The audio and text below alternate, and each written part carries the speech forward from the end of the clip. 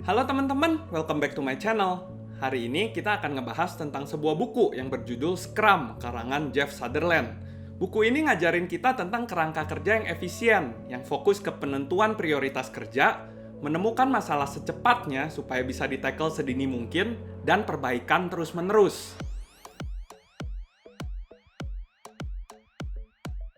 Jeff Sutherland menilai cara kerja konvensional itu terlalu banyak ngebuang waktu di planning.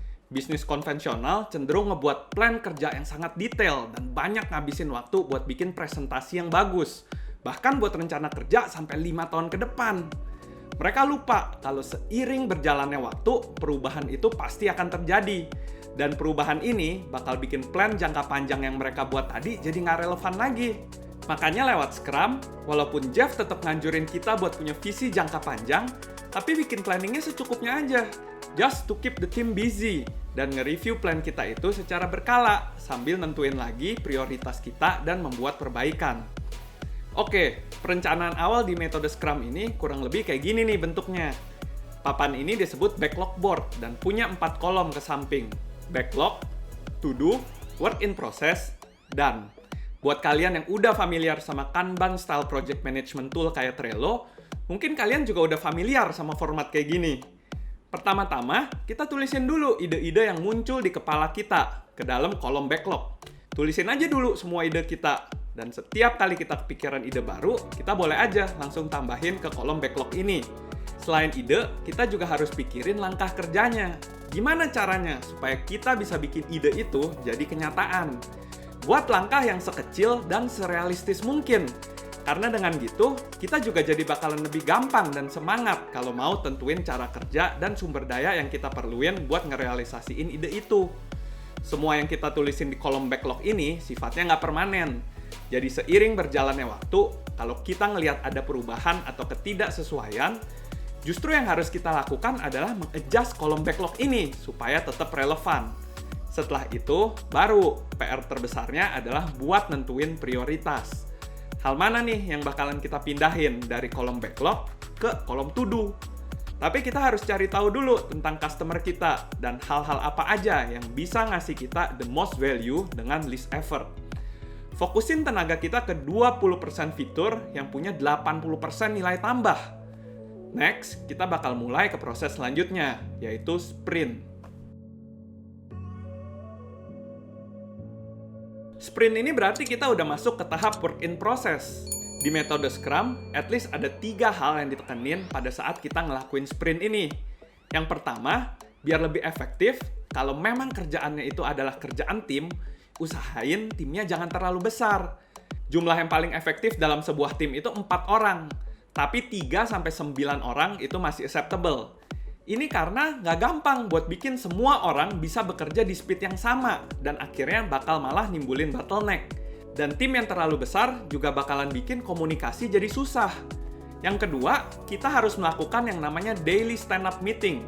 Meeting harian yang maksimum 15 menit, di mana setiap tim member harus kasih tahu tentang apa yang mereka kerjain kemarin yang memberi dampak ke sprint itu, apa yang bakalan mereka kerjain di hari ini buat membantu sprintnya biar lebih cepat, dan hambatan apa yang mereka lihat yang bakalan memperlambat sprintnya ini.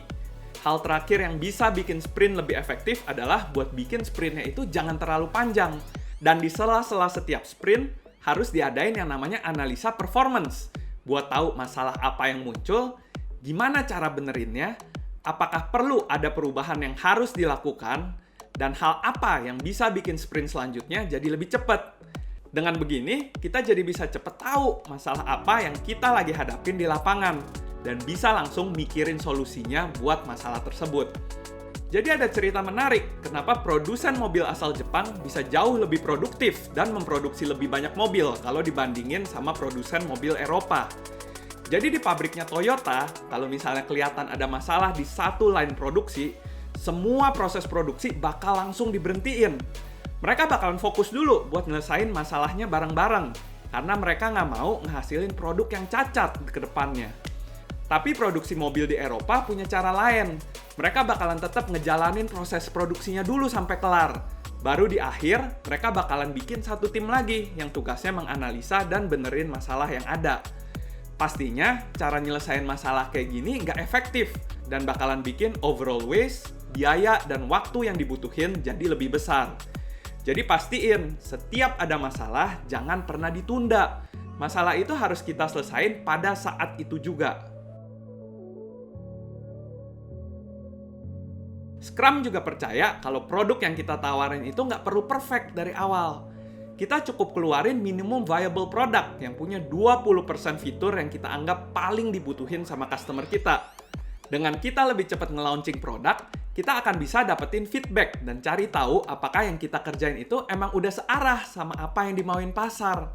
Terus dari sini, kita bisa tentuin perbaikan apa yang harus kita kerjain dan 20% progres apa lagi yang mau kita kejar di sprint berikutnya. Prosesnya akan terus berulang. Kerjain 20% progres yang paling penting, tawarin ke customer kita, cari tahu feedback mereka, melakukan perbaikan sesuai feedback, selesaiin lagi the next 20% progress, dan seterusnya. Dengan kita nge-launching produk kita secara bertahap dalam waktu yang lebih singkat, secara nggak sadar, kita udah ngehasilin produk dengan 200% nilai cuman dalam setengah waktunya. Jangan fokus ke kerjaannya, tapi fokus ke nilai tambah apa yang benar-benar diperluin sama customer kita. Oke, jadi secara garis besar, proses Scrum ini bisa digambarin kayak gini. Pertama, kita bikin dulu produk backlog-nya dan tentuin prioritasnya. Hal mana aja yang bisa ngasih kita the most value dengan least effort. Setelah tahu fitur mana yang mau dikembangin, kita lanjut dengan ngerencanain sprint-nya, tentuin cara kerjanya, dan tujuan akhirnya. Terus, kita jalanin sprint-nya sampai kita ngedapetin 20% dari the overall feature atau ngedapetin minimum viable product-nya. Abis itu, kita bisa langsung test the market buat bener-bener tahu apa yang dibutuhin konsumen kita dan apakah yang kita kerjain itu bener-bener adalah hal yang penting. Jadi, kita bisa melakukan perbaikan di sprint selanjutnya. Jangan lupa buat jalanin daily stand-up meeting buat evaluasi harian dan sprint review atau sprint retrospective meeting buat evaluasi berkala supaya kita bisa selalu ngejalanin continuous improvement along the way.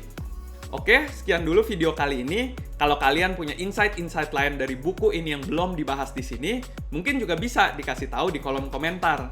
Semoga video ini boleh berguna buat kita semua. Jangan lupa buat like, comment, subscribe, dan share video ini ke teman-teman kalian. Thank you for watching and see you in the next video.